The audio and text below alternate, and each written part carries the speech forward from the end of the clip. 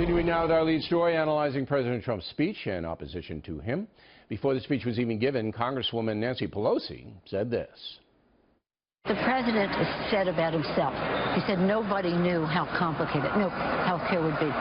He obviously didn't know that, but he also doesn't know what the budget is about. Now that criticism again coming from Mrs. Pelosi, who famously said this about Obamacare in 2010. We have to pass the bill so that you can find out what is in it. I love that. Joining us now from Denver, the governor of Colorado, John Hickenlooper.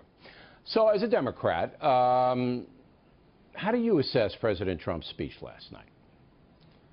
Well, it was certainly a different tone than we've seen before, and I think a welcome tone in that sense that he really did seem to be including people.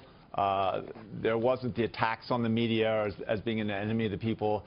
He really did seem like around job creation and even immigration, which he amplified today, but that it looked like he was reaching out to people that maybe he didn't agree with and encouraging them to kind of join him at the table and begin negotiating some of these issues. You know, I think if the president is going to honor the complexity of these issues and, you know, the core values that so many of us hold dear, I think we're ready to sit down and work on those issues. Yeah, I hope so. I mean, it's best for the country if you do. But it's interesting because it sounds like you thought he gave a pretty good speech last night. Would that be accurate?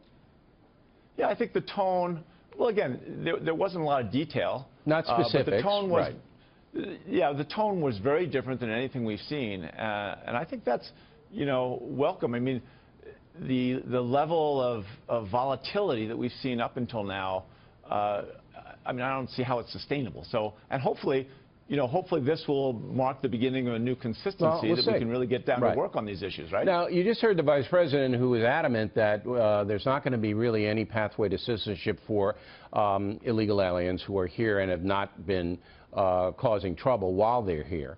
However, there are going to be crackdowns on sanctuary cities, Denver being one of them, the capital of Colorado. Now, are you fearful that you'll lose some federal money, and how will you rebut that if it indeed does happen?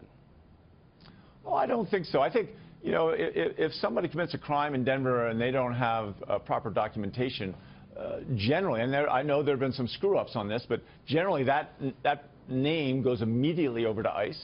And so you don't have a problem with cooperating with ICE as the governor of Washington State does, for example? Well, if you're talking about violent criminals, absolutely. I think that's, you know, part of the whole immigration thing is the system is so challenging, and maybe this is the time that we can actually get Congress to, you know, find the compromises, and of course securing the border. I mean, you know, countries come with borders. There's no question about that. But we also have to make sure that we get, you know, that we don't throw the baby out with the bathwater, that we, you know, that we have an ID system that works, but at the same time, yeah, and the vice president that a lot of these guys have that. jobs. Finally, Jeff Sessions, new attorney general, not a fan of legalized marijuana. Roll the tape on that. I, as you know, am dubious about marijuana. States, can pass whatever laws they choose, but I'm not sure we're going to be a better, healthier nation than if we have marijuana being sold at every corner grocery store. So he says, the Attorney General does, that federal law overrides state law, and he's not going to be nearly as liberal as the Attorney Generals under President Obama. Have you thought about that, and how do you react? Well, certainly we've been thinking about it and trying to figure out what our choices are. You know, I opposed it, right? I was openly against it, and, you know, 55 to 45, our voters put it into our Constitution. I took a solemn oath to support our Constitution. And so I'm in that funny position where I've got to try and make this work. And, you know, we've made a lot of progress.